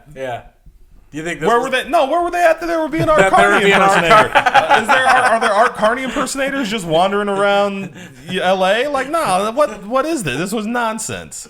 Oh, man. And it made no sense. So Boob Window Ninja shows up and murders them and summons Faust again, and nothing happens there because it's just a garbage throwaway scene to summon him again, because he's just like, well, there's another ruby, and she's like, great, where? And he's like, I guess you'll have to find it. Yeah. Thanks. Thanks. And then he disappears. That was also the first time. Because it took me until I saw Jonathan Graves running around and then figured out who he was, and then Faust shows up again, and then I immediately go, well, that's clearly just him. Oh yeah, for sure. Like I mean, I think they're gonna reveal it to me later, but that's definitely just him. Definitely just him. So then we get to the warehouse, and before we get to the warehouse, Kate and Jonathan, we get this. It's so funny and edgy. I don't know. It's what it's supposed to be. But they're arguing over. They broke up because he wanted to use handcuffs when they were having sex, and she doesn't think that's right. So they have this little chat back and forth where he's like, I just wanted to try some stuff, and she's like, you're just mad because I think handcuffs are for the job. And it's just like, this is gross, guys. I would like to remind everybody that this is a Ghoulies movie that we're discussing right now. So, yes. Well, speaking of the Ghoulies, because we get into the warehouse, and there's cops everywhere, and they're inspecting everything, and the Ghoulies are hiding. Not Ghoulies. The Ghoulies are hiding on top of a crate, just holding Holding a picture frame. Yeah, holding up picture frames around their heads. Like, not in any place where there should be pictures. You know, their hands are blatantly, like, holding the wood. Yep. It's and all these cops are just walking around, and they're, like, whispering. They're like, oh, there's that. And this is the first flashback we get, because I hate it, because they recognize Jonathan. And they're, like, talking to each other. So they're, like, standing there, and they're like, oh, what are all these guys doing here? And they're like, oh, no, hey, look at that guy. Isn't that Jonathan Graves? And they're like, oh, yeah, he's from our world. And then they do a flashback to the first Ghoulies. To the first movie. Yeah. Ugh. That's the only time in this movie that you see the real Ghoulies. Because they do the flashback of the Ghoulies being summoned from the first movie. So that's the only real Ghoulies you get in this entire movie, is this flashback. So the Ghoulies kind of follow him. They hide in the back of the car. Jonathan leaves and immediately goes to a liquor store. And then for whatever reason, the Ghoulies jump in the front of his car and fire his shotgun through his roof. Oh, yeah. So first of all, as soon as that shotgun blast goes off, he pulls out his gun, and the Indian clerk of the store? The liquor store Yeah. pulls out a shotgun and starts shooting at him. Yeah. And he's going, I'm a cop! I'm a cop! And, like, he throws the dude his badge, and the dude catches, he's like, oh, you're a cop? Why didn't you say so? Yeah. And he runs outside, and the Ghoulies are clearly Ghoulies jumping out of his car. Yeah. And he's like, hey, you kids! And chases them down the street. Yeah. No. No. Argue. Because they don't look anything like Ghoulies. And we just saw in the flashback that he knew what Ghoulies looked like. There's no way that guy would have thought those were Ghoulies. Oh my god, this movie. What is happening? So the other cops show up again. Kate yells at him for being ridiculous. Boob Window shows up and starts seducing his old partner, Mancuso. Yeah. Starts seducing his other partner. And then he goes home and stares in the Just window. magically and appears too, right? Yeah. Well, there's that like cutout of like a hot woman. Oh, that's right. And, like, yeah. he looks at it's like a cardboard standee. Yeah. And like he looks at it one time and it's just a cardboard standee, and when he looks back, it's her, and she's like, "Oh, don't you want to come with?" I don't even know what happens. Yeah. She says something to him, and he leaves with her. And then we cut back to so Jonathan goes home. Kate sends him home. Just go home. You'll be lucky if I don't have you riding a desk for 6 weeks after this. And they cut to that scene where he's like staring in the mirror, and like he grabs the ruby. Oh, because he's got the ruby on the necklace. I don't think we talked about that. He's been wearing that. Yeah, like, he's got the other ruby Yeah. on the necklace. And he like holds it, and like the lighting changes, and you think there's going to be some kind of reveal or another flashback maybe. Except then nothing happens. He just lets go and goes out into his bedroom, and his girlfriend is there, who is clearly a prostitute. Right.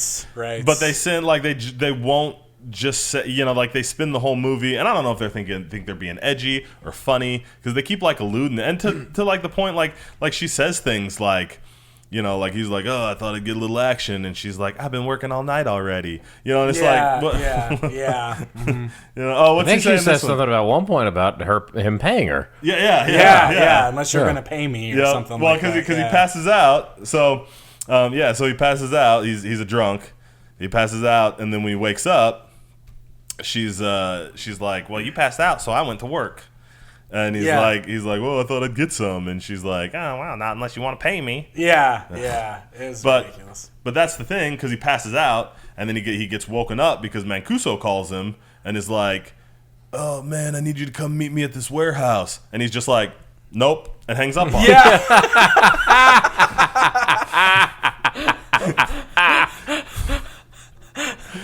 And then after he gets shot, those moments where the movie starts to try to redeem itself. Except it's not. It's like when it's doing that to be funny. Okay, all right, movie. When it's doing it because it's a bad movie, no. Let's see.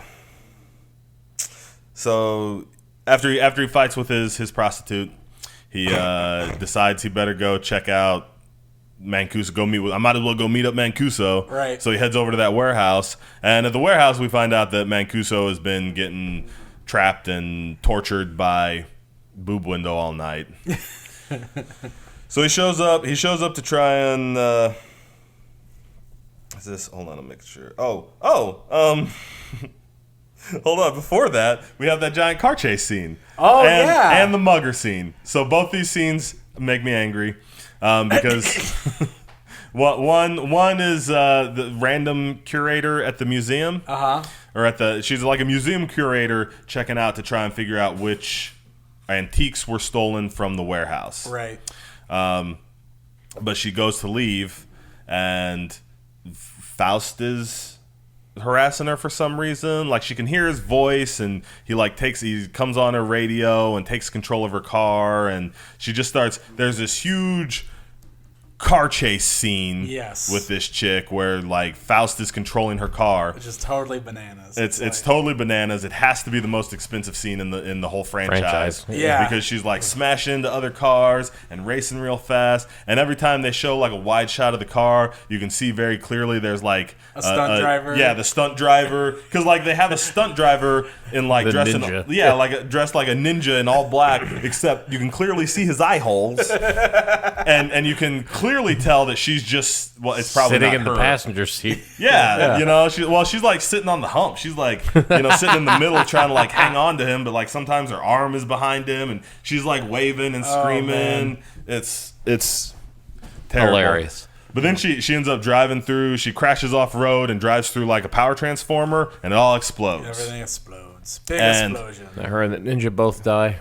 Her and the ninja both die. Stunt driving ninja. and it means nothing because she was nobody. She was nobody. It doesn't come back later.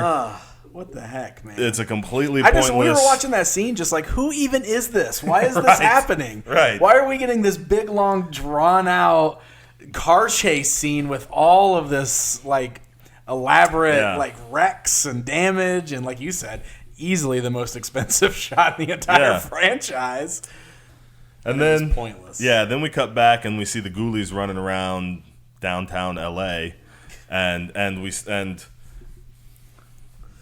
now I said earlier that the actors in this were not the worst. These two actors are the worst because there's this lady and this mugger. Because this mugger is mugging this lady, and the Ghoulies kind of stumble upon it, and they're like, "Oh, we should help," and it's stupid. This lady is the worst. Yeah. And this dude is somehow even worse. Like, bro, you are worse than the worst, you know? And he's got like a gun or a knife or whatever, and he's doing the whole give me your money, and she's in like skin tight short mini dress. Like there ain't nowhere she's got money. Like, you know, we see every bump on her body. There's no, she didn't have a purse. Yeah. He's just like, give me the money. And the Ghoulies are like, we gotta help. We need a weapon. So we find out that these are good Ghoulies, apparently. Yeah. And they grab something. I don't even random know what it pieces was. of metal. Yeah, Yeah. random piece of metal that they like drug off the street. Right. And they run over and whack the dude, and he just passes straight out. Yeah. And then she's like, "Oh, look at you guys! I owe you. I got a big surprise for you guys." So because, you know, never mind the fact that they're monsters, never mind the fact that they're horrible little creatures, they're entitled to sex for saving the chick from getting mugged. Of course. Yep. Because why wouldn't we? Because why wouldn't we? So then it's the next morning, and Jonathan wakes up and gets shot down by his hooker, and has to go rescue Mancuso at the warehouse. Yep. And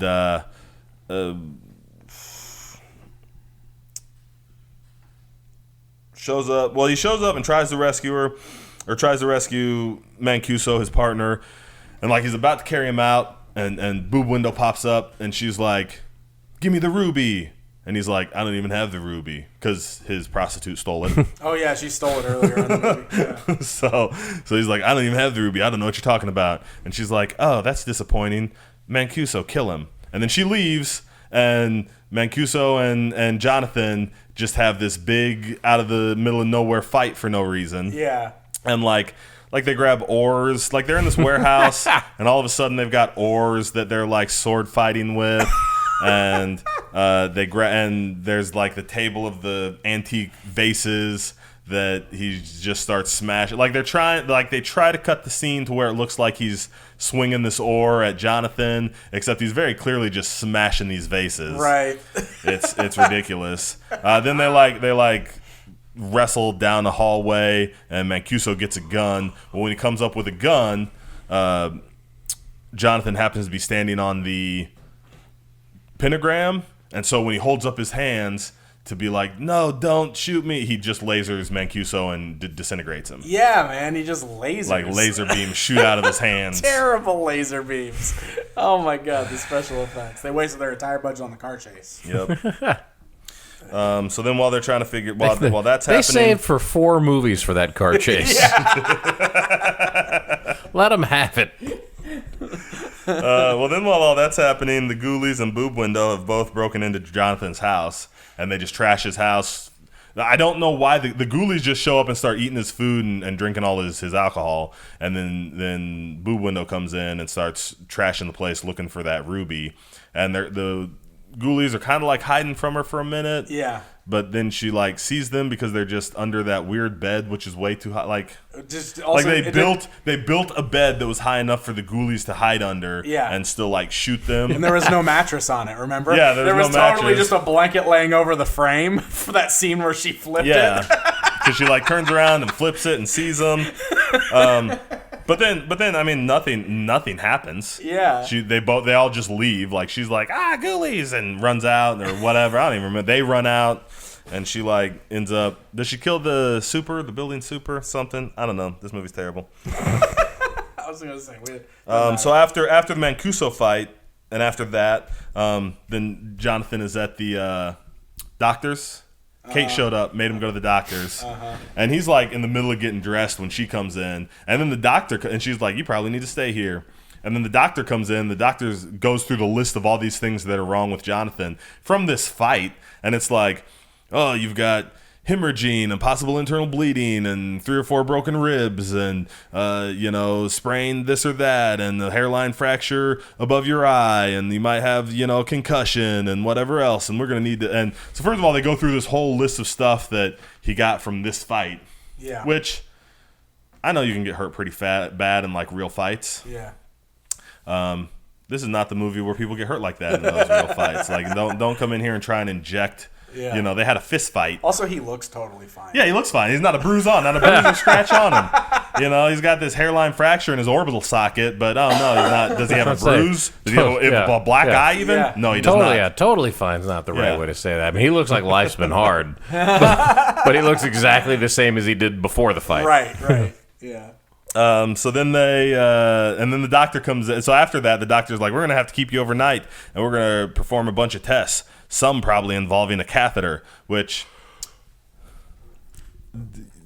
some would, like, there are no tests that involve a catheter. The doctor was real happy about it. Yeah. This is a catheter. Yeah. Well, it's another one of those things where, like, oh, here's this goofy joke character that doesn't fit with the rest of the movie that you're showing. Or maybe I don't know, it's bad. But then Jonathan and Kate just leave, because why wouldn't they? Yeah. In fairness, that's how I would act at a real doctor's visit, if that was the case. Oh, for sure. If they were like, you got all this stuff inside, and I'm like, I don't know, I feel fine. And they're like, well, we're just going to start plugging stuff in. I'm like, nope. No. That's fair. That's fair. And then they go home where Jonathan. Well, then they drive home, and Kate's taking him home, and she's trying to have like a real conversation with him, but he like just keeps straight passing out. Oh, that's right. Like he's just like, ugh. Like, and she's like, oh, wake up. Yeah. So anyway, I was thinking about this, and he's just like, ugh. Also seems pretty legit to me. Well, that maybe so. But then she gets him home, drags him upstairs, and he passes straight back out. And then his prostitute comes home, and she's just super rude to this poor lady for no reason. Yeah. Like, she walks in and she's like, hey, Kate, you must be Kate. Is Jonathan okay? And she's like, he's asleep. You should probably head on out. She lives there. She's like, I'm gonna have you arrested. Yeah, she's like, for what? Right. And it's just this totally like this total I mean, Kate is clearly the bad guy in this scene. Yeah. Just for these two to have a showdown a showdown for no reason that nobody cares about. But the hooker walks outside and immediately gets kidnapped by Boob Window. Because she's got the ruby. Right. Oh, that's right. Because she's got the ruby. Mm-hmm. We get that because Kate sees it and wakes Jonathan up, and she's like, "We gotta go rescue your hooker." So they jump in the car to go rescue the hooker. We had also at some point in there we had seen the part where the Ghoulies showed up at that street where there were a bunch of prostitutes. Oh yeah, and this truck pulls over to pick up a prostitute, and they jump in the back of this truck. Well, for some reason. like, "Oh, look how this works! A car pulls over and somebody gets in, so we just gotta wait for one of these cars and we'll get in it." Like, and so that's what they did. Yeah. So they just climbed in the back of the truck. Yep. This truck that was picking up a prostitute, and then they're like, "Well, this truck will hopefully take us to Jonathan," because that was their logic for whatever reason. So Kate and Jonathan are on their way to rescue Jonathan's prostitute when that truck pulls up next to them. Yeah. And instead of doing something plot relevant, like have the Ghoulies see them and like, oh, jump out and ride on the top of the car or climb into the back of it or whatever, that the driver just throws a full condom out his window. Dude, oh my God. Through the hole. Through the hole that had been shot in. Yeah, and indicates lap. Yeah. For no reason. And then he just drives off and she's like, and she throws it out the window. And that truck driver just drives off. And the Ghoulies don't even pop out and make a joke. Nothing like that just happens. Yeah, that just happens. And she's like, oh my gosh. And Jonathan's just like, oh, what happened? I guess we better continue on to the climax. I forgot about that. That's so stupid. Just dropped it right in that friggin' It just fell right in that hole. Yeah. The cartoon hole, yeah. So also on this drive, Jonathan reveals that this is where we find. So finally, all this time later, we get the reveal that Faust is Jonathan's dark half, and when he was younger, he meddled with black magics or whatever. And Kate's it's this. Like it doesn't fit at all because nothing Kate says is like, oh, you're crazy, this didn't happen. She just gives him this look like I can't believe I'm in this movie. And then she just accepts everything he says. And she's like, well, cool, we should probably pull over so that I can call for some backup. He's like, that sounds like a good idea, and pulls over this payphone, and she gets out and he drives straight off. He just leaves her. Yeah. But luckily that truck driver is there because she goes over and pulls that truck driver out and steals his car. Yep. which has the Ghoulies in it. Yep. They're not Ghoulies. Not Ghoulies. Listen, no, man. No Ghoulies in that car. Listen, there's no Ghoulies in that car. I'm not. You're putting way too much thought. I'm putting too much thought into Ghoulies IV. Yes. That is the summary of this podcast. I have put too much thought into Ghoulies IV. Yeah. Just so we're clear. Yes. Okay, got it. Oh my God. Commence. So it's the climax. We gotta. Yeah. So it's important. So we're almost done. I gotta sit over here and reevaluate some things.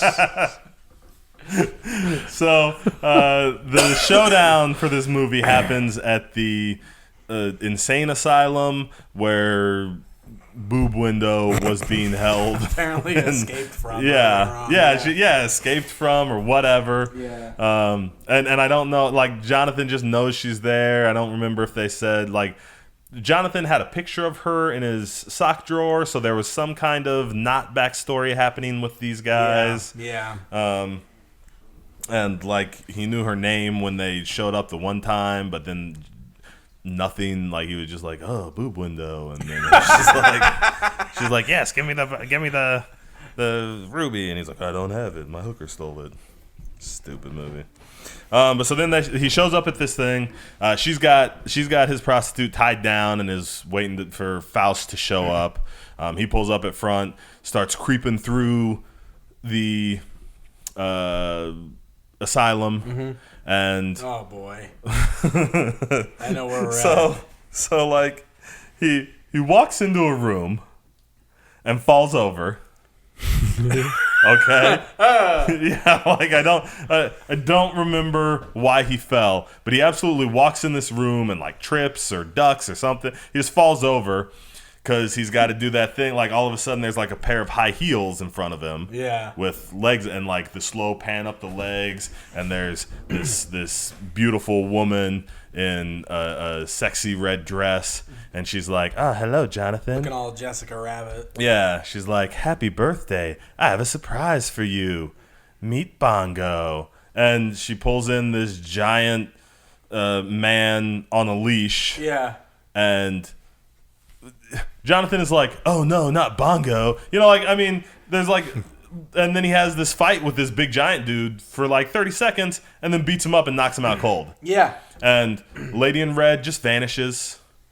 Like and not like she vanished like there was a spell that left. Like she brought in Bongo and then she walked away when they started to fight, and they never bring her up. She wasn't anybody. They don't come back to her. He has this giant like Bongo is just there, and he like punches him in the stomach and he can't hurt him, but then he punches him in the face and Bongo is just knocked out cold. Dude, like this scene was insane. I was so confused because I was certain that I missed something. I was like, who is she? Right. What was that, the ninja girl? No, that wasn't the ninja girl. Who is this lady? Who's Bongo? Why does he know about Bongo? Right. What is going on? Yeah, this scene happens. It lasts for 30 seconds. They move on. It never gets brought up again. Yeah. There was no setup for it. Yeah. What the hell? Like a whole B story got cut out of this movie somewhere. Yeah, it's like they cut all that stuff out and forgot that scene. Well, no, they needed that scene because nothing else happens in this climax, so they needed a fight here. Man, it was bananas.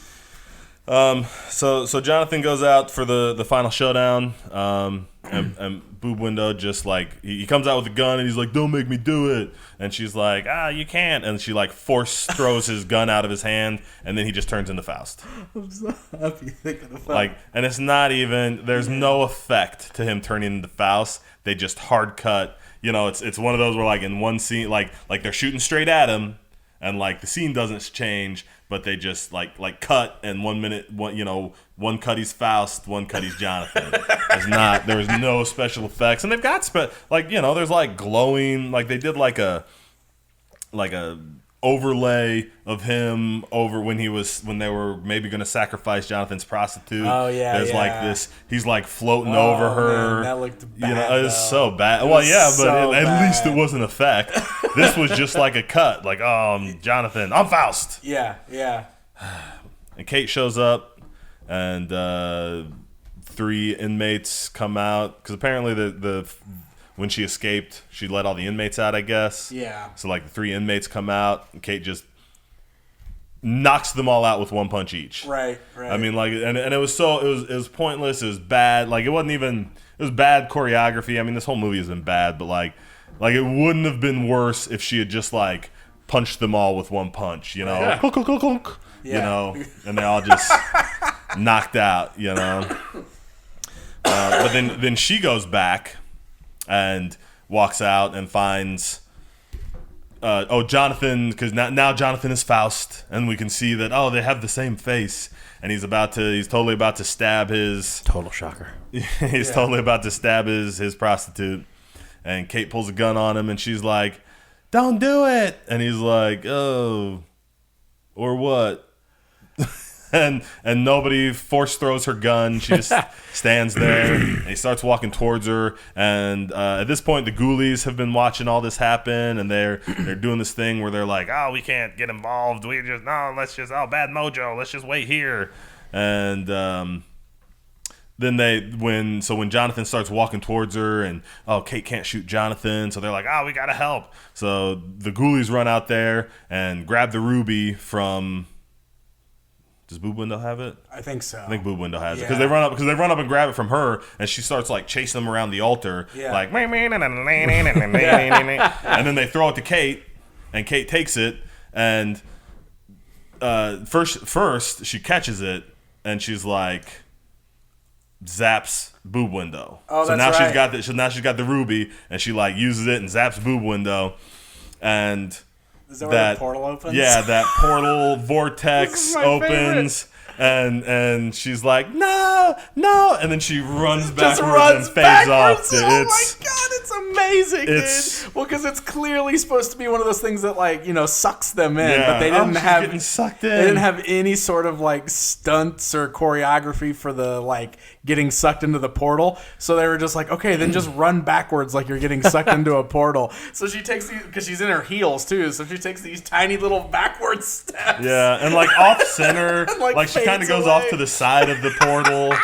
It's amazing. It's so bad. And then the Ghoulies are like, the Ghoulies immediately are like, awesome, there's the portal, and they just dive into the portal, so they disappear. Yeah. Not Ghoulies. Yeah. And then,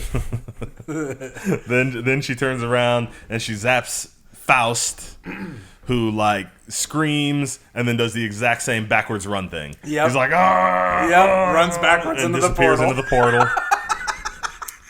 And then before the portal can close, normal Jonathan and Mancuso both jump out. Yeah. Mancuso's fine now. Yeah, he's just fine. Perfect. They jump out and the portal closes. And then what happens? Everybody's entitled to sex. Oh, yeah. Because Jonathan just walks over to Kate and he's like, oh, Kate, I can't believe you saved me. And they start making out. And right in front of the prostitute who has, up until this moment, been his girlfriend. Right. But it's okay because Mancuso goes over to check on her. And she's just like, oh, has anyone ever told you look like Al Pacino? Yeah. And he's like, oh, no. And they start kissing. And so then like the two couples leave, and like as they're on their way out, Oh, gosh. Yeah. then like they walk out, and then like it cuts to the scene, and it's like the ruby laying in the grass, and Hand comes down and picks it up. But then it's just the Ghoulies. Yeah. And they're like, all right, see ya. Thanks for coming. And the other one's like, prepare for us. We'll be back in Ghoulies 4 Part 2. Yeah, Ghoulies and then the 4 Part portal 2. opens back up, and they dive into the portal, and the credits roll. And Woof. I want to fight everybody involved. Man, I can't believe this movie. I cannot believe that they were like, okay, Ghoulies 4, we're going to take it back to its roots. But not really take it back to its roots? Like, this is going to be the direct sequel to the first one. We're going to use the same main character, but now it's a police procedural. Yeah. with a ninja girl and not Ghoulies. Well, it took it back to the original's roots in the sense that this entire franchise is made up of movies that don't make any sense and don't go anywhere, and a lot of the scenes don't play together well, and they just took it to the next level on this one. Oh, my God. All four of these movies are like totally different genres from each other, they feel like. It's unbelievable. But not in the good way that, like, Evil Dead, because all four of the Evil Dead movies are different genres. That's true. They all feel very different from all each these other. movies are trash. Man, it's unbelievable how different they are. And it doesn't feel like they were made to be, like, I don't think anybody was like, I mean, I guess somebody had to be like, let's do what if we did a comedy for the third one? Yeah. Except it's like, it's not, guys, it's bad. Well, these movies turned out completely different than I was expecting. When I suggested Ghoulies, I remembered watching Ghoulies 2 one time and thinking it was kind of fun, and I thought all four of these movies were going to be similar in tone, and I was very wrong. So I would like to apologize to everybody involved for bringing Ghoulies into your life. My bad. I don't forgive you. I will be exiting the show, and I mean, I want you to stay on the show. You're just not allowed to pick horror movies anymore. I'm not allowed to pick anymore? No. Dang it. No. But the Puppet Masters.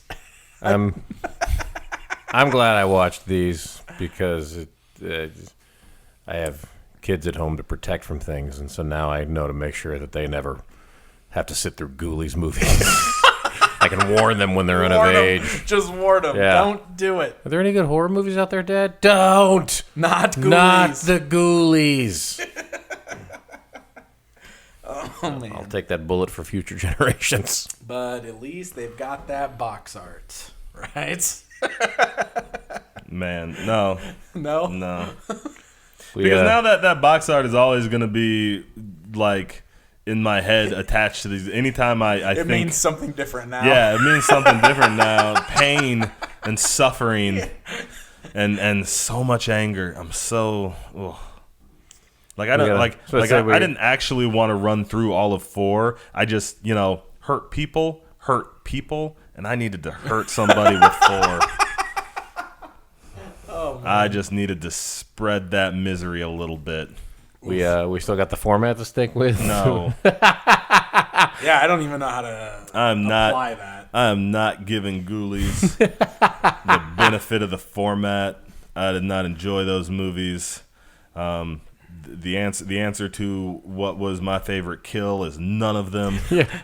The answer to who was I looking the most forward to getting killed is all of them. All the Ghoulies. Yeah. No, all the cast, the crew. Yeah. Whatever those Charles Band. Whatever those 2 things were in the last movie. And whatever those 2 were. Man. Bad. Yeah. Bad movies. All right. Ghoulies, everybody. But we'll be back next week.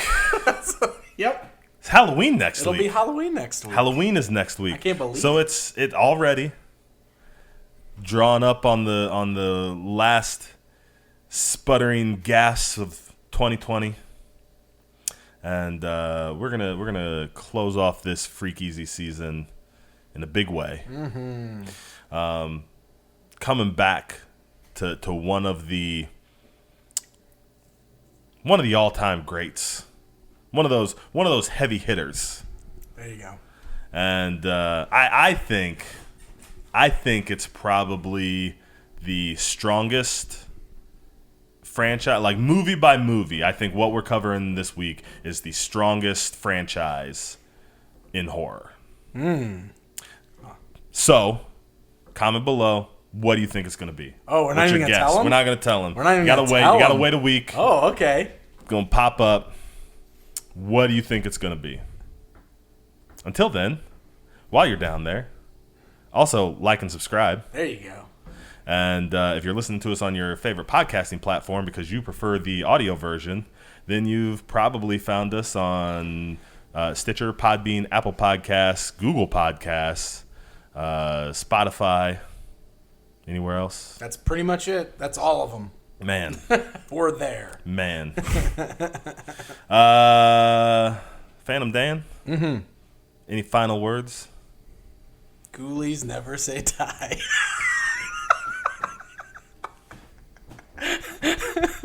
Grand. So we're doing Phantasms next week? We already did those. We already did the Phantasms. What's stronger than those movie by movie? Those were incredible. I love it. You'll find out next week, John. We'll see all you guys next week. Thanks for tuning in to the Freak Easy. The Geek Easy Podcast is a production of PixelDan.com. Musical tracks used in the intro and outro are used with full permission of the respective owners or creators. Intro and outro narrations are provided by me, Brian T. Stevenson. PixelDan.com's The Geek Easy Podcast is provided for entertainment purposes only. The views expressed are those solely of the hosts or guests and do not necessarily represent those of PixelDan.com or any other party. Be sure to join us next time for another installment of the Geek Easy Podcast.